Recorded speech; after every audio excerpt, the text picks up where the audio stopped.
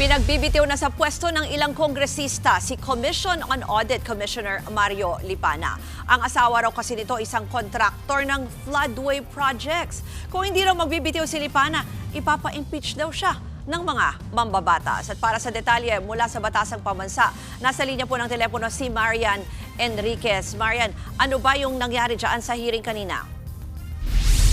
Ruth, sinita nga ng mga kongresista kung bakit nanunungkulan pa rin sa Commission on Audit itong si Commissioner Mario Lipana. Gayong malinaw na may conflict of interest. Ang asawa kasi nito ay Pangulo ng Olympus Mining and Builders Group, the Philippines Corporation, na nakakuha ng higit 326 million pesos na halaga ng kontrata ng flood control project. Malinaw daw na may conflict of interest ito at may paglabag sa konstitusyon.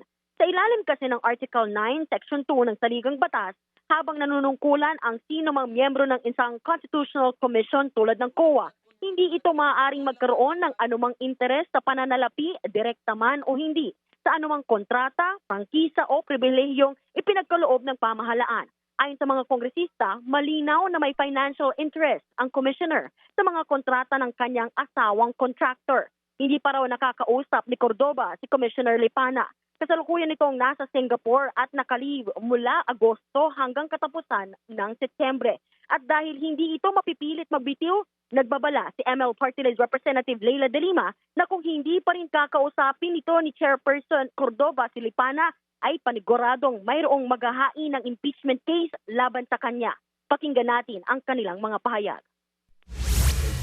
Constitutionally created po ang Commission Audit, then yung pong mga commissioners at chair are impeachable officers po. So we don't have discipline authority over sa amin po mga commissioners. Mukhang may problema ang COA habang nananatili dyan at walang patuloy na maki-question ang inyong kredibilidad, no? Habang hinihingi na gampanan nyo ang inyong papel sa investigasyon ng korupsyon sa flood control. Mukhang kailangan po talagang harapin ang tanong, no? Dapat mag-resign na ang commissioner na ito. Please talk to him once he reports back to office.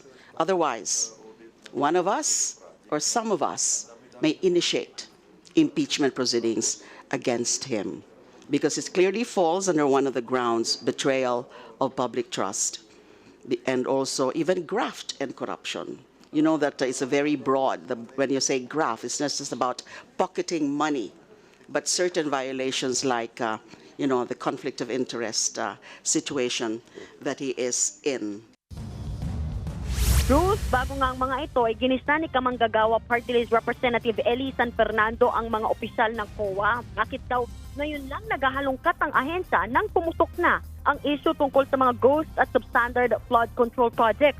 Lumabas kasi na nitong August 12 lang nang isama sa fraud audit ang mga nauna ng pinuna ng Pangulo at kalihim ng DSWD na mga proyekto sa Bulacan. Pero paliwanag ng COA, nauna na silang nakapagpadala ng notice of disallowance sa mga kinuwestiyon na proyekto. Bandang 2:00 nang matapos ang deliberasyon sa budget ng COA. Yan muna ang latest dito sa Kamara. Balik sa'yo, Ruth.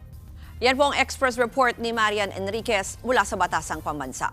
Mga kapatid, Ruth Cabalco, para sa mabilis na pasada ng mga balitang dapat niyong malaman, mag-follow at mag-subscribe sa social media pages ng News 5.